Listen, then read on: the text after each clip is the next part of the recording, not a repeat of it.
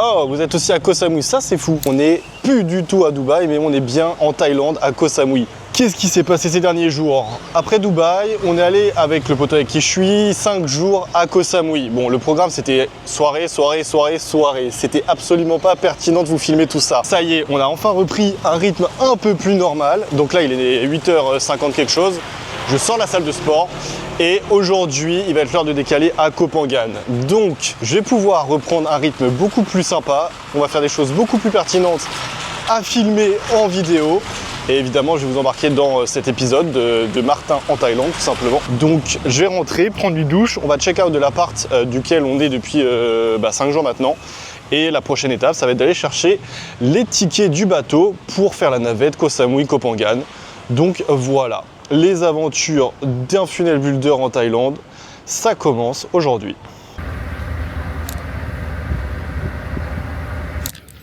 Les bagages sont déposés pour le bateau. Donc là, ce qu'on va faire, c'est qu'on va aller manger aux petits restos qui sont juste en bas. Ça fait longtemps, c'est un des derniers restos que j'avais fait il y a 1 an et demi quand j'étais déjà venu. Il y en a un qui est tenu par des Français. On va voir si on va à celui-là ou pas. Et puis voilà quoi, et puis après on va prendre le bateau. Moi j'ai dormi à peine 4 heures, je suis explosé, d'où ces magnifiques lunettes de soleil pour cacher mes cernes et ne pas faire peur aux nouveaux venus. Je découvre ce que c'est de filmer et de devenir vlogueur. Donc j'ai encore un peu de taf, mais je commence à prendre l'habitude petit à petit. Un des derniers plans de Koh Samui, on va manger au resto là, et quand on repassera, on ira manger au resto là-haut. Bon, j'ai pas eu le temps d'y retourner là, mais la dernière fois on y était, c'est le resto d'un hôtel 4 ou 5 étoiles, je sais plus, et en fait c'est incroyable parce que quand t'es tout là-haut, et bah t'es au-dessus des avions qui arrivent du ciel, du coup c'est le concept des avions. Allez go au resto manger et prendre le bateau après. Mec, je t'amène en date dans un lieu, tu vas tomber amoureux. J'aime bien, c'est jaune, même si je préfère les bougies vertes. Ah c'est marrant ça, tu dis ça parce que t'es un investisseur qui investit. Parce que je suis comme père de la thune. Bonjour à tous.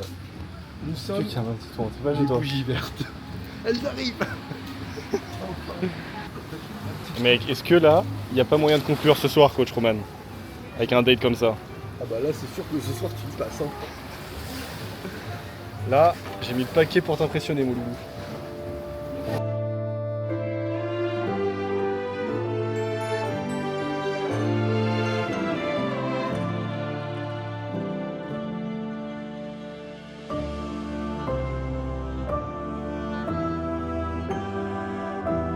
Après ce super restaurant avec vue sur la mer et un temple que tu as pu voir en arrière-plan, on a pris notre bateau direction Koh Phangan, 1h30 de trajet sur une mer calme et comme tu peux le voir sur ces quelques vidéos que j'avais prises, extrêmement bleu turquoise. Nous sommes arrivés sur cette île, nous nous sommes posés et ensuite nous nous sommes retrouvés quelques jours plus tard. Quelle meilleure façon de commencer la journée qu'avec un petit potato gratin salmon avec cette vue à Koh Phangan en Thaïlande en début mars, en plein hiver.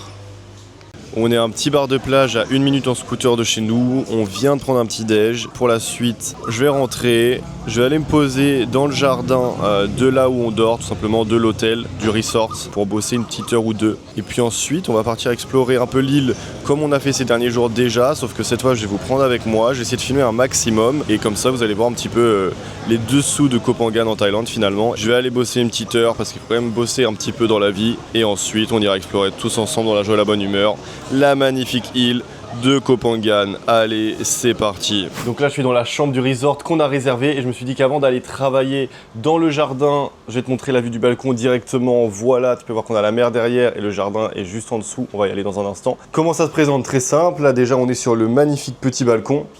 Et quand tu rentres, donc en gros, c'est très simple. C'est une chambre avec un lit qui est immense, extrêmement confortable. Ici, tu as la porte d'entrée. Ici, on a une cuisine, donc avec les volets qui restent évidemment fermés par la lumière et parce qu'en Thaïlande, on fait jamais à manger. Évidemment, on va au restaurant pour 4 €, du bordel, un petit frigo, le balcon, du bazar ici. Et évidemment, le truc plutôt sympa, c'est la salle de bain, donc qui est à la fois très simple mais parfaite et surtout cette vue depuis la douche. Voilà la vue que j'ai quand je prends ma douche tous les jours. C'est un point de vue pour prendre sa douche, franchement pas dégueu, moi j'aime beaucoup. Donc voilà, où est-ce qu'on dort pour une semaine et on va prolonger, il y a la full moon dans 2 semaines, donc on va reprendre évidemment l'appart pour la full moon dans 2 semaines. Donc là maintenant ce qu'on va faire du coup c'est prendre le PC et aller dans le jardin, tu vas me suivre, et en fait on va aller dans le jardin directement et bosser un peu sur le tunnel d'un client parce qu'il y a un moment, ça se fait pas tout seul tout ça.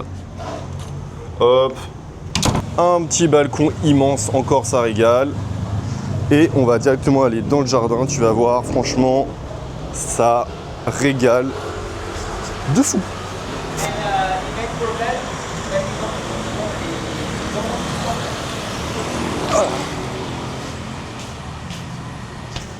Voilà.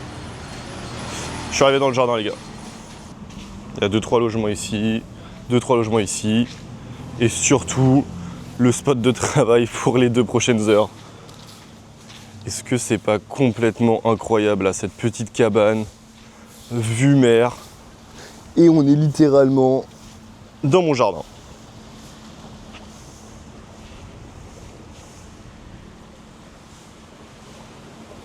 Aujourd'hui, pas de coworking, ce matin ça va bosser ici, c'est peut-être pas le plus optimal, mais moi j'aime bien bosser un peu comme un branleur allongé sur les matelas, je suis tout autant productif, donc let's go. J'aime pas travailler debout. J'aime pas travailler assis, j'aime pas travailler à genoux, j'aime pas travailler du tout. Je suis en train de bosser sur tout simplement le tunnel d'un client qui vend des formations pour apprendre à parler une autre langue. Là, ce qu'on a mis en place pour lui, c'est très simple, c'est donc via la publicité, ensuite page de capture, page de remerciement qui amène vers un challenge en 3 épisodes et à la fin de ce challenge, les personnes peuvent réserver un appel avec cette personne et si voilà, ils sont vraiment motivés à apprendre la fameuse langue que mon client apprend, on va leur proposer ensuite, enfin en tout cas lui ou ses closers vont lui proposer de rejoindre son accompagnement privé. Le tout évidemment, tu l'auras vu, avec ces petits plans depuis le début que je taffe, donc franchement c'est plutôt sympathique. Donc évidemment, s'il y a un conseil que je peux vous donner dès maintenant, c'est l'importance de l'A/B testing. Je vois trop de gens qui ne font pas d'A/B testing, qui viennent me demander des conseils pour mettre en place des tunnels de vente, ou quand je prends les tunnels d'anciens clients à reprendre, à rebrander, qui ont une seule page de capture par exemple. Il faut tout A/B tester. Teste 2 versions par exemple d'une page de capture, une version courte, une version longue, une version bleue, une version rouge, une version avec un CTA orange, avec un CTA rouge, pour voir ce qui convertit le mieux, avec un copywriting X et un copywriting Y. Parce que plus tu as de data, plus tu as d'infos, plus tu vas pouvoir faire des pages qui convertissent un maximum, et parfois c'est pas forcément les formats de pages qu'on pense initialement qui convertissent le mieux. Donc le premier conseil que je vous invite à faire pour avoir tout plein d'argent et tout plein de ventes déjà avec vos tunnels, c'est de faire des A/B testing. C'est évident, c'est obligé, c'est nécessaire sur tout. Et ainsi de suite, c'est un travail long terme, mais au bout d'un moment, tu vas finir par avoir un tunnel ultra optimisé et en grattant 5% ici, 2% ici, 1% ici, bah, tu vas peut-être faire x2, x3 sur tes ventes uniquement grâce à l'A/B testing. Donc l'A/B testing, c'est quelque chose d'essentiel qu'il ne faut absolument pas oublier et que trop de personnes oublient. C'était le petit conseil pour optimiser tes pages de vente, faire de l'argent et ensuite pouvoir avoir une vie de digital nomade parce que tu fais plein d'argent avec ton business, parce que soit tu vends plein de produits en ligne, soit parce que tu es funnel builder et tu crées les tunnels de vente pour ces entrepreneurs en ligne. Je finis de travailler et on verra ce qu'on fait ensemble cet après-midi. Je suis là, Pépouze, en train de bosser. Qu'est-ce que je vois? Ah oui, c'est bien d'être digital nomade, mais y a des voisins particuliers parfois. Hein. Il est flippant le frérot, il est énorme. Bon, je me remets au travail et je vous reprends plus tard. Bisous.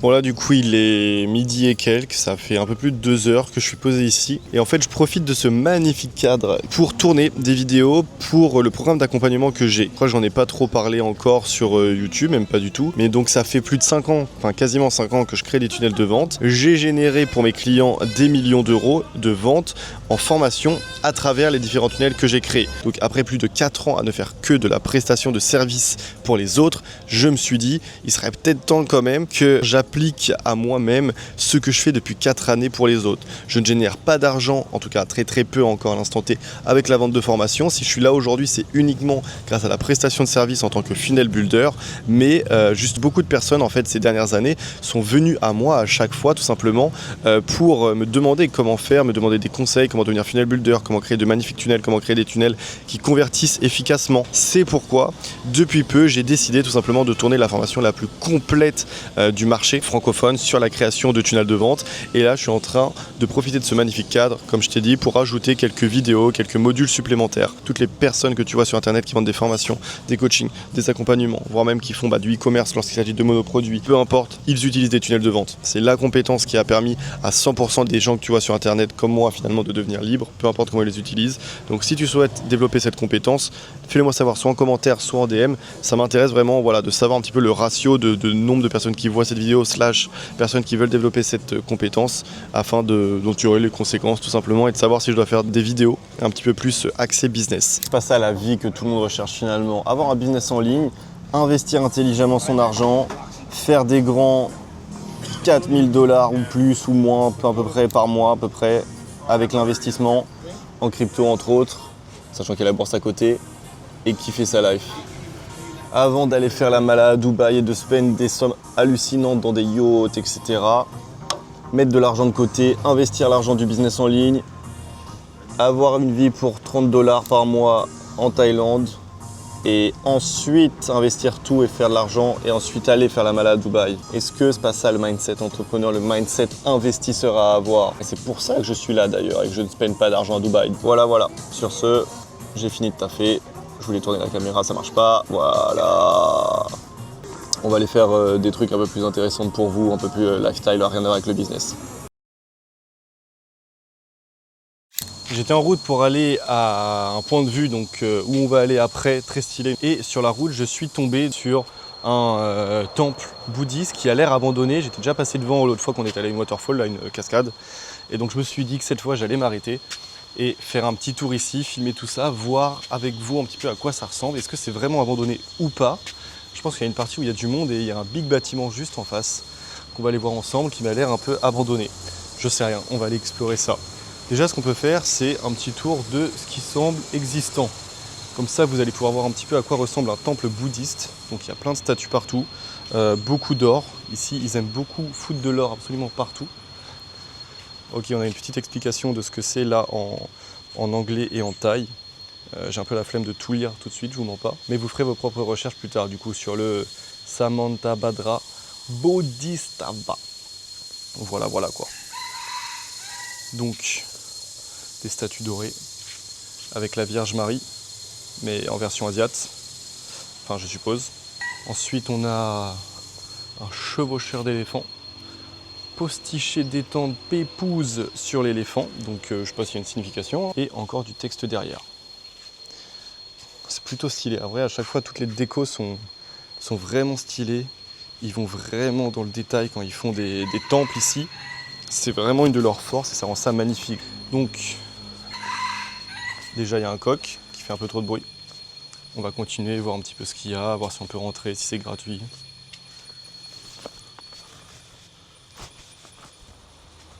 Ça a l'air abandonné. Enfin pas là, mais le grand temple à côté là, il est carrément abandonné. Je pense qu'ici c'est un genre de salle de prière. On va pas rentrer parce qu'ici ils aiment bien qu'on enlève les chaussures par respect, donc flemme, donc on va rester là. Grande salle de prière, salle à manger, je sais pas exactement quel est le rôle de ce lieu, messieurs, dames. Pas mal d'offrandes, de statues, toujours dorées évidemment. On a un big Bouddha rouge en je ne sais quoi, en sucre de glace. Je ne sais pas les amis. Vous savez quoi, on va aller explorer ici un petit peu.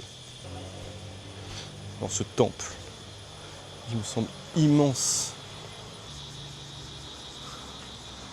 Allez, allons voir.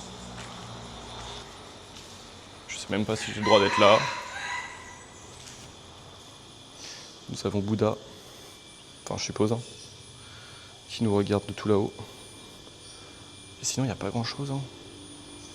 C'est vachement vide ce lieu-là. Bon, continuons l'aventure. Ah ouais, ça monte dans la forêt, je pense que ça monte chez les gens. Ça monte chez les gens, donc on va peut-être pas aller les déranger. On voit que là, il y a du linge étendu. Et ben écoutez, c'est très sympa ce petit temple que je viens de découvrir en impro. J'étais passé devant, comme j'ai dit, je voulais voir à quoi il ressemblait. C'est pas le plus beau évidemment, vu qu'il est à moitié à l'abandon, j'ai l'impression, le poteau, mais bon. Là où on a des petites cabanes dans les arbres, je sais pas si vous voyez, il y a l'air d'avoir des petites maisons. Je sais pas, les jeunes moines Shaolin qui vivent seuls, loin de la nature. Loin dans la nature, loin de la populace plutôt. Après, j'ai vu que plus haut, il y avait une autre entrée pour être au-dessus. Donc vous savez quoi, je vais juste pour vous revenir en arrière et voir à quoi ressemble le temple qui était 2 minutes plus haut en scout. Donc on se retrouve là-bas.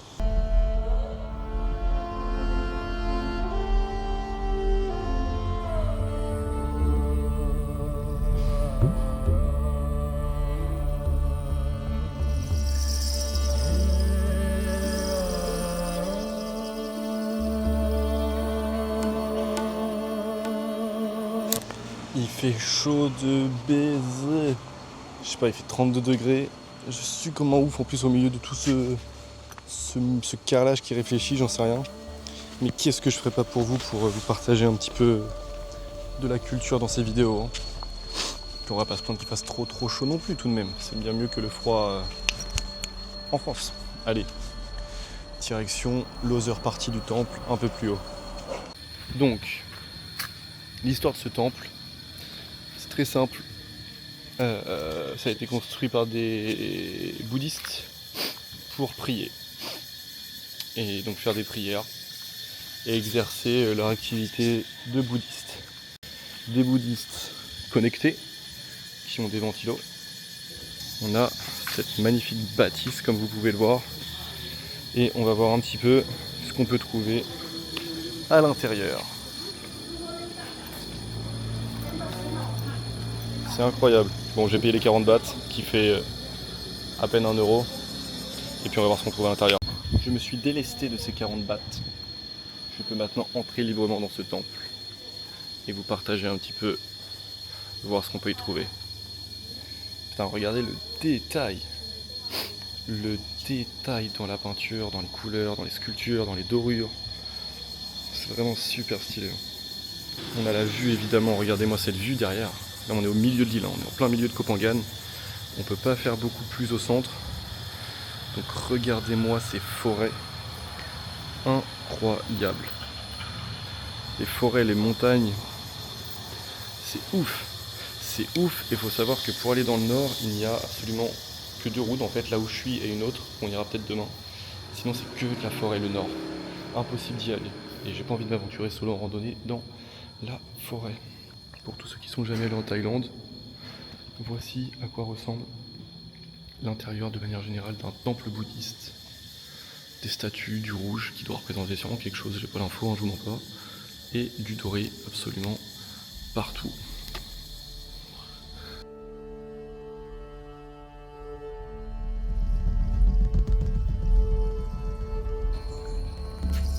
Allez, comme toujours, on laisse les chaussures en bas. Et ensuite, on va voir ce qu'on peut trouver de beau dans ce temple, messieurs, dames. Des petites offrandes. Oh, ça sent l'anti-moustique. Anti-moustique ou offrande? Ou les deux? Je vous laisse méditer.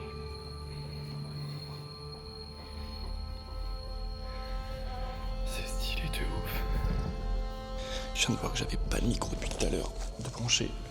C'était le micro de la cam, j'espère que vous entendiez bien quand même. Reprenons donc avec un vrai micro, je disais. C'est très stylé cette histoire. C'est vraiment très joli. Les temples c'est vraiment incroyable en Thaïlande, c'est beau, c'est beau de fou. Et là je suis m'épouse ici, sauf que regardez ce que je vois ici. On a la mer au fond. On a la forêt, on a les temples. Ben, c'est beau, hein. C'est vraiment super sexy, raffiné. Surtout raffiné d'ailleurs. Eh bien messieurs, dames, tout ça a été fort joli, je suis content parce qu'en vrai en un mois, plus d'un mois à Koh Phangan là, j'avais vu aucun temple. L'année dernière à Samui et à je sais plus où j'étais, j'en avais visité quand même pas mal quand même. Ah il y a Pattaya aussi, Pattaya a des temples et oui, il n'y a pas que d'autres distractions. C'était très stylé, là putain en un mois on part bientôt, j'avais rien vu encore donc c'est cool, j'ai fait ma petite sortie culturelle. Vous avez vu ça avec moi, je suis tombé inopinément sur ce temple, c'était très cool donc il est derrière, voilà. Vraiment une espèce de village dans les montagnes, franchement c'est super stylé. Puis à chaque fois soit c'est gratuit, soit c'est genre 20 bahts, 40 bahts, ça veut dire 50 centimes, 1 euro pour entrer. Petite donation, c'est rien du tout. Donc voilà. Ceci étant dit, ceci étant fait, nous allons rejoindre la destination finale de cet après-midi. Le petit point de vue un petit peu je pense, parce que c'est à faire, c'est recommandé. Et ça m'a l'air ma foi très joli. Donc on va reprendre le scoot et on va aller à Koh Ma ensemble.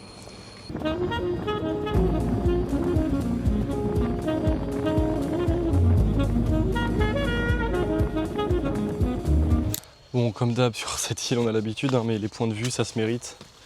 C'est-à-dire que je me suis garé un peu plus bas, le parking est plus bas. Il faut encore se taper une randonnée sur les dernières 200-300 mètres. La randonnée est hard, mais bah là on voit rien pour l'instant. Mais je pense que la vue vaudra grandement le coup. Mais du coup là il fait, je sais pas, il fait 32-33.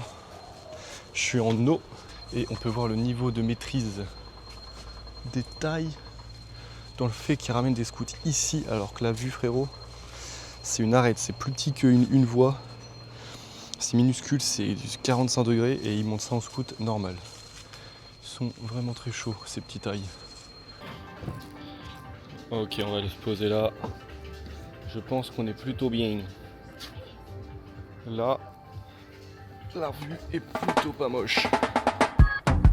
Play some music, reggae music. Play some music, reggae music. Root rock reggae, just a reggae music. Petit bar reggae finalement, c'est ça la vibe ici. C'est très très cool, je vous pose là. Petit bar, petit coca, petite view. Je vais avoir la flemme d'aller à la plage directement parce que c'est loin et il faut que je rentre bosser un petit peu après tout de même. Et en gros là-bas il y a une petite plage et il y a une petite île légèrement séparée par un banc de sable. On peut faire du snorkeling là-bas, c'est très très cool. Chose que je ferai un autre jour, peut-être, on verra. L'ambiance reggae, c'est quelque chose qui me parle, c'est quelque chose que j'aime beaucoup. Donc je vais rester là, apprécier la vue. Ceci étant fait, je finis ça, je regarde cette vue et on se retrouve ensuite pour la suite. Eh bien les amis, je viens de spawn sur une plage, on est quelques jours il me semble après les derniers rushs que vous venez de voir. Fin de cette vidéo à Koh Phangan, j'avais pas d'outro donc je tourne l'outro ici à la plage. C'est plutôt pas mal comme vous pouvez le voir derrière, on est près du spot de Bottle Beach. J'avais prévu à la base d'aller sur le grand viewpoint de Bottle Beach. Bon, il s'avère qu'une rencontre fortuite a occupé toute ma soirée et ma matinée, donc je n'ai pas eu le temps malencontreusement de vous filmer ça. Mais ce n'est que partie remise des viewpoints. Vous en verrez beaucoup dans la prochaine vidéo de la semaine prochaine ou dans 2 semaines. Partagez, commentez, encore une fois des commentaires constructifs pour que je m'améliore. C'est que le début sur YouTube de ce type de vlog. J'ai pas l'habitude de faire ça encore une fois. Moi là-bas je suis entrepreneur, funnel builder, je suis pas youtubeur. Donc tous les commentaires constructifs je les prends avec un immense plaisir. Et on se dit à la prochaine tout simplement pour une nouvelle vidéo. C'était Martin à Koh Phangan. Je vous fais des gros bisous. Ciao.